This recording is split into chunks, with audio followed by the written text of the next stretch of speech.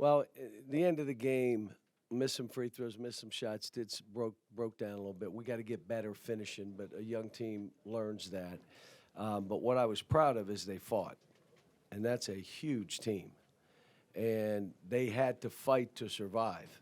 And we got down early, and it looked like what everybody said would happen. We're going to get smashed, and then all of a sudden we're up.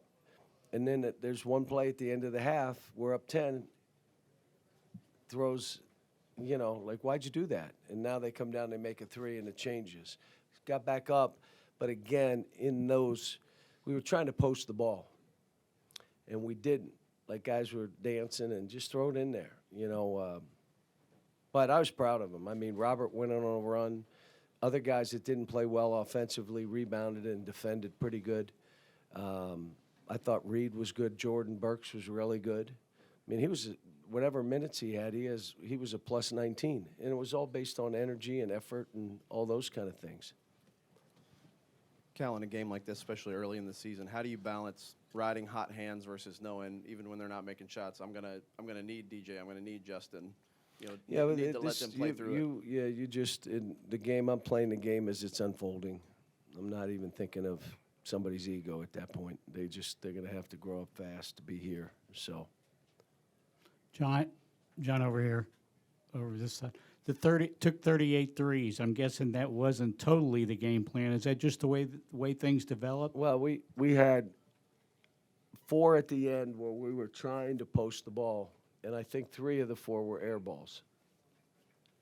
And you just, we're a young team. I mean, Adou is young. He's 19. So you might as well say he's a freshman. He didn't play much last year. So you're out there with a bunch of young guys, and I've got to do a really good job of showing them how to finish games. And then part of it is who should be in when you're finishing the game. Like, I got to figure that out. Like, if you're going to miss 5 straight shots at the end of the game, you can't be in then. Somebody else has got to be in. If you're not defending, if you're, again, we had another game against the number 1 team in the country that's physical, deserves to be number 1. And we have 8 turnovers. And a couple of them were, he got his arm grabbed. Did you get your arm grabbed on that? Yeah. Yeah, I figured that. I was going to say that. But, there was a lot of good. I mean, we didn't have the 20 minutes.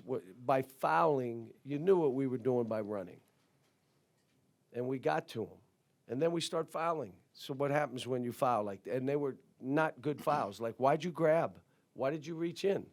If you were in bad position, let them score, because the game keeps going. Now you're trying to run people down until you can get some breakouts, and they got to call timeouts, and that's your advantage. But we're learning. This was, none of us are happy that we lost the game. And I'm not happy. I got work to do to help them finish games off, figure out who needs to be in at the end of those games. But to come in this environment with this, everything that goes with this, the bells and whistles, and they perform like they did, I couldn't ask for much more other than make some free throws and a shot down the stretch and win. John, you've got 3 guys who are sidelined right now. How did that complicate your effort to defend Hunter Dickinson tonight without those other bodies? Yeah, one guy's misery is another guy's opportunity. So Jordan did well, Adou did well, and they're taking advantage. So when these guys come back, we'll figure it out. The good news is they're basketball players too. They're not just big guys. They can pass it, they can shoot it, they can bounce it. They may be 7'2", but they're basketball players. So the stuff that we're doing with Trey out on the floor, they can do too. Coach, you had another former Wildcat come in the locker room, John Wall, after the game. Did he have a message or? Yeah, he was good. But, when you're not making shots, you got to do something else to help your team win, basically, is what he said, wasn't it? Yes. So it was great to see him. He's just loyal and, appreciates the opportunity he had here and his mother loved it. She was the best, you know. She would come in after he was gone. She'd come in. So Cal, I know you kind of mentioned here a couple of times how good Adou was tonight, but I was hoping you could expand just a little bit more. I mean, his first career double-double, almost had a double-double in the first half. he fought. He played hard. He subbed himself. I had one guy that refused to sub himself. He missed 3 shots and turned the ball over. You're exhausted. Come out. It's not high school. He subbed himself. He subbed himself 3 or 4 times. And to play the way we're trying to play fast and random, you have to be in great shape. And the second thing is you got to sub yourself when you feel winded. But he played above the rim, went and got balls, was physical. He was good. Cal, as a follow-up to that, I know with any number you can kind of spin it any way you want it, but isn't it kind of shocking to see that he had the worst plus-minus on the team? I saw that, and I was Doesn't make any surprised. sense to me. Well, let me say why. Because the start of the game he was in, and it was a bad start. And then there was a stretch in the second half where we were even, and then they made a run at us, and he was in during that time. So that's why he was a minus 20-something. And then Jordan was a plus 19. So you look at Jordan and say, why was that? He just played with unbelievable effort and changed the game. He and this guy here, Reed, they walked in and the game changed.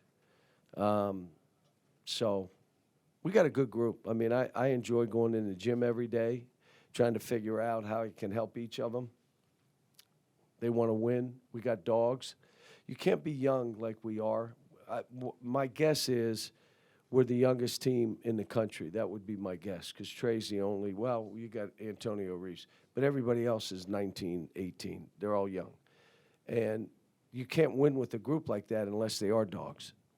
Like they'll battle, they'll bite, they'll go in, and they're not gonna, just give up and let you do what you want. So, all right, you want to ask these guys questions? Go right ahead.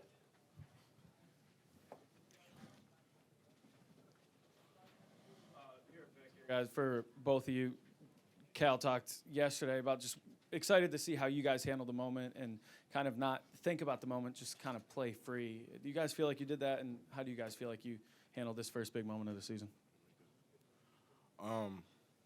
Our main mindset coming into this game was to go out there and just have fun, just to, enjoy the game, go out, play together as a team, fight, and just have fun playing against them. And I think we did a pretty good job of that in the first half. And then I think that's when when the age came into everything, we started looking at each other, looking around, trying to figure everything out. And we should have just, kept having fun the whole game, and could have been a different turnout. Yeah, like Adou said, coming in, it was just have fun and enjoy playing. And I think we were doing that in the first half. We were flying, and then Kansas went on a little run. And Kansas is a good team, have really good players, some of the best players in the nation. So this was a good game for us. I think just we'll build from it and just continue to get better and work and practice and keep competing and keep fighting, and then just keep getting better for next games like this. Adou, as somebody that knows what it's like to step out there as a freshman at Kentucky, what were your impressions of the way that Reed and Rob were able to perform against the #1 team in the country, Game 3? They definitely came out and did their things. We were down a little bit at the beginning. They came in the game and changed all the energy and everything. Him, Rob, Jordan, they all went out, fought, got stops. I think we got 3 kills. That's what we call it. We got 3 kills in a row, and that's how the whole game flipped, and we were able to get a lead from there. Adou, how difficult was it to deal with Hunter Dickinson, and how much talking was he doing out there during the game? He's a good player. He was able to get to his spots, get in the post, go up and finish it. He was talking a decent bit of smack, but, it's part of the game, so it's all love. Got a question for each of you, and you can answer in either order that you want. Adou, I guess first off for you, just how much confidence does this give you to have that kind of performance against like the #1 team in the country? It feels good to have this type of performance, but when you don't walk away with a W, it doesn't really feel the same. And then Reed, obviously, I know the desperation kind of heave there at the end was not what was drawn up for you guys to do. Can you kind of take me through what the play was supposed to be before that all kind of unfolded the way it did? Yeah, I mean, Coach drew up a good play. We were trying to either get a corner three or Tonio to get a good shot at it. Coach drew up a good play, and like Kansas guarded it well, and we just had to give it to Trey, and then Trey made a good play happen, and I missed the shot. And that's part of it. But Coach drew up a good play, and just Kansas just guarded it well. Adou, this one's for you.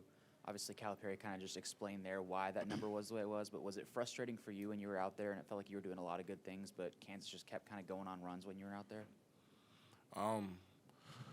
Going on runs is part of the game. You know, team will go on their run, you'll go on yours. It's just who can have more runs. So the whole time we were just trying to, run the floor, get the ball up, try and score in transition, but Kansas was able to, defend that better in the second half. But we'll learn from it. We're a young group. We'll get over it.